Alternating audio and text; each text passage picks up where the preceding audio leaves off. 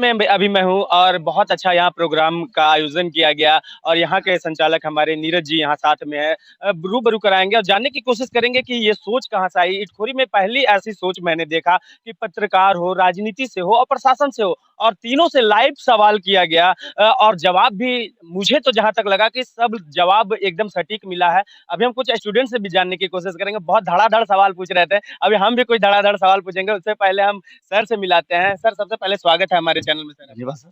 Sir, ये सोच कहाँ से आई सर? बहुत अच्छी सोच है। ये सारे सब्जेक्ट को आप पढ़ाई के साथ भी करवा सकते थे। आप खुद किताबों के माध्यम से बता सकते थे, अपने नॉलेज से बता सकते थे। लेकिन इस तरह रियल लाइफ में प्रैक्टिकल करने का कैसे सोचा सर? सर ऐसा है कि मैं भी कभी स्टूडेंट रहा था। हमें जो कमी महसूस हुई, जब अपने विद्यार्थी जीवन में जब हमें कमी महसूस हुई और मैं एक लक्ष्य लिया था कि मैं एजुकेशन को ही अपना जो है लक्ष्य मानूँगा और बच्चे को अच्छे तरीके से पढ़ाने का प्रयास करूँगा। तो जब किताबों से पढ़ाने की बात करते थे तो शायद बच्चे समझ पाएँ या ना समझ पाएँ, ठीक है?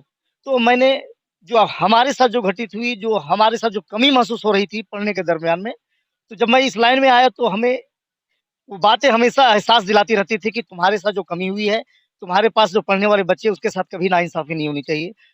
बच्चे को विद्यालय में क्लासरूम में शिक्षा देने के साथ-साथ मैं प्रैक्टिकल के रूप में भी आप लोगों से, पत्रकार बंधुओं से, प्रशासनिक से या फिर प्रतिनिधिगण से यानी रूबरू कराकर उन्हें विशेष जानकारी दिलवाने का प्रयास किया कि वो समझ सके और साथ ही साथ उनके अंदर में एक ऐसी एनर्जी पैदा हो ताकि वो अपने लक्ष्य को हासिल करने में कभी भी पीछे नहीं हटें। एक सवाल है सर, अभी बहुत सारे सवाल आपके बच्चों ने पूछा, हम लोगों से भी पूछा, राजनीति से पूछा, प्रशासन से भी पूछा, हमारे डीएसपी सर थे। आदरणीय डीएसपी सर बोलूँगा क्योंकि ऐसे कार्यक्रम में वो बहुत ज़्यादा समय देते हैं और बहुत अच्छा भी लगता है, लोकल के बारे में सोचते हैं। सर, आज जो सवाल-जवाब हुआ, उससे आप संतुष्ट हैं?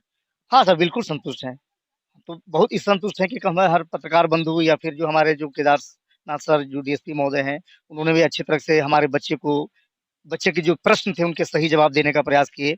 बच्चे भी संतुष्ट हैं, हम सारे शिक्षक, हम सारे विद्यालय परिवार इससे संतुष्ट हैं कि आज हमारे बच्चों में एक अलग एनर्जी लेकर के अपने-अपने घर में जाएँगे और आने वाले समय में ये आज का जो दरमियान है उनके बच्चे के जीवन में एक इतिहास बन कर के आएगा और वे अपने लक्ष्य से कभी पीछे नहीं हटेंगे। ये मेरा आत्मविश्वास है, आज के अतिथियों के द्वारा जो जवाब दिया गया उससे। बहुत-बहुत धन्यवाद सर। अभी मैंने मिलाया नीरज सर से, उन्होंने साफ तौर से कहा जो मेरी जीवन में कमियाँ थी, मैं उसे पूरे करने की कोशिश किया। स्टूडेंट लाइफ में मैं जो जीना चाहता था, जो मुझे बताना चाहिए था, वो स्टाइल उस समय नहीं हो पाया। वह मैं अपने छात्रों के लिए कमी नहीं रहने देना चाहता था। उसी को मैं पूरा करने के लिए ये लक्ष्य को रखा और ये कार्यक्रम को रखा और पत्रकारों से हुआ, बच्चों से हुआ, प्रशासन से हुआ और चुनावी मुद्दों से हुआ, यानी हमारे राजनीति से भी हुआ। तो कहीं न कहीं यही सारी बच्चियाँ थी, यहीं बैठी हुई थी और लड़के भी थे। लेकिन सच्चाई मैं बताता हूँ, खुद लड़का हूँ, आज के ज़माने में लड़के बहुत पीछे होते जा रहे हैं, लड़कियों के मुकाबले। मैं इनका तारीफ़ इसलिए कर रहा हूँ कि सच्चाई है ये।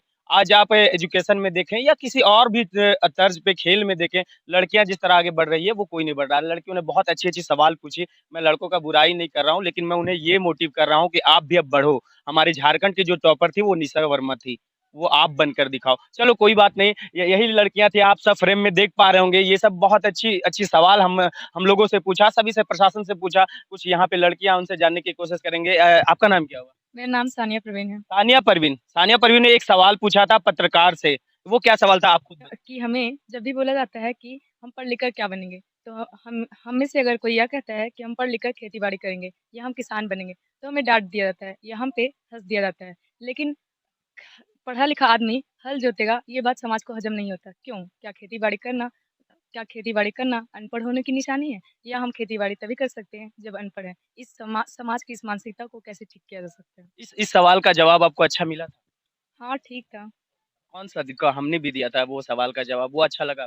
सारे सवाल जो भी दिए सबका सवाल तो जवाब कहीं ठीक न था। कहीं इसने जो सवाल किया था हमारे भारत के अर्थव्यवस्था को लेकर, हमारे किसान भाइयों को लेकर किया था और जो बहुत बड़ा सवाल था कि पढ़ लिख कर किसान क्यों नहीं बना जा सकता? एसपी, डीएसपी या डॉक्टर ही क्यों ब बना जा सकता? किसान क्यों नहीं जा सकता? आज बता दें कि हमारा भारत किसान प्रधान देश है और अर्थव्यवस्था को अनुकूल रखने में किसानों का बहुत बड़ा हाथ रहता है। और मैं यही कहना चाहूँगा, मैंने भी इस सवाल का जवाब दिया था और शायद उसे अच्छा लगा या नहीं लगा, लेकिन मैं बताना चाहूँगा कि किसान भी बनना पढ़ लिख कर बहुत ज़रूरी है। अगर अर्थव्यवस्था को सुधारना, हमारे भारत को 5वें स्थान से पहले स्थान तक लाना है, तो किसान भी बनना बहुत ज़रूरी है और वो भी पढ़ा-लिखा किसान, ताकि आने वाले कम संसाधनों में बहुत ज़्यादा उपज करे। और आज कुछ दिन पहले का ही मैं बात बताऊँगा, टमाटर कैसे केजी था पता है आप लोगों को? 50-100 रुपए किलो, 120 सोच रुपए किलो। सकते हो, जो 2-3 रुपए बिकने वाला चीज़ वो 50 से 100 रुपए किलो बिकने वाला। तो आप सोच सकते हैं कि अगर उस खेती को अगर अच्छे स्तर पे किया जाए, ज़्यादा जगह पे किया जाए, तो आप एक नौकरी से ज़्यादा कमा सकते हैं। अभी प्याज़ का रेट करीबन ₹100 सर, ₹100 से प्लस है। ₹100 से प्लस प्याज़ का रेट हो चुका है, तो आप किसान करके भी आप बहुत बड़े काम कर सकते हैं। एक और लड़की से मिलाएँगे अभी, कहाँ गई? सामने आ जाओ। ये हमारी फटाफट सवाल पूछने वाली, सबसे पहले अपने नाम बताओ। मेरा नाम मानसी कुमारी है। सबसे पहले मैं अभी स्कूल के बारे में पूछना चाहूँगा। सर यहाँ है तो सही बताना, गलत नहीं बताना, ठीक है? सर के प्रेशर में नहीं आना। यहाँ की पढ़ाई कैसी लगती है? यहाँ की विधि व्यवस्था कैसी लगती है? यहाँ के सब लोग कैसे लगते हैं? ये बताओ हमें। मैं पकड़ लूँ? नहीं, ऐसे ही बोलो आप। ठीक है।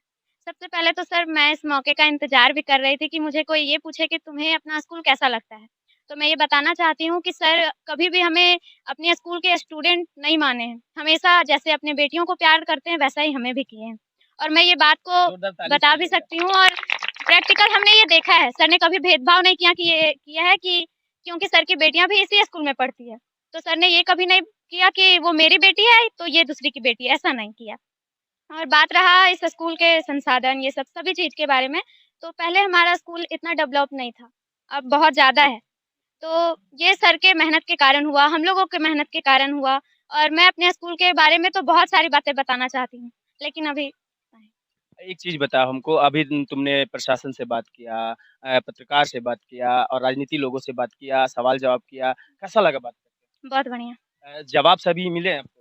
हाँ, जवाब तो मिला लेकिन कुछ-कुछ कमियाँ रही हैं। कुछ-कुछ कमियाँ, वो अगले बार दूर हो जाएँगी। एकदम परफेक्ट मैं बताना चाहूँगा और बहुत अच्छा आयोजन करवाया सर ने। एक चीज़ और बताना चाहेंगे कि आपको कमी नज़र आई और पढ़ाई के द्वारा ये बताया जाता और प्रैक्टिकल बताया गया, कैसा लगा दोनों में फ़र्क ये बताएँ? अब सर हम लोग को बताते पढ़ाई के बारे में तो हम लोग सिर्फ़ सर की बातों पर विश्वास करते। ये सच है कि झूठ तो हम तो नहीं बता सकते थे। क्योंकि पत्रकार ये सबसे भी सवाल किया गया था कि आप सुनी-सुनाई बातों को पेपर में देते हैं या खुद देख कर के? तो हम ये टीचर पे भी लागू करना चाहेंगे कि वो सुनी-सुनाई बातें बताते हैं या फिर खुद देखते हैं? तो इसीलिए सर ने आज प्रैक्टिकल दिखाया। हाँ, तो इसलिए सर ने खुद ही सब उनको बैठा कर के बताया कि तुम खुद सवाल करके खुद जवाब ले लो।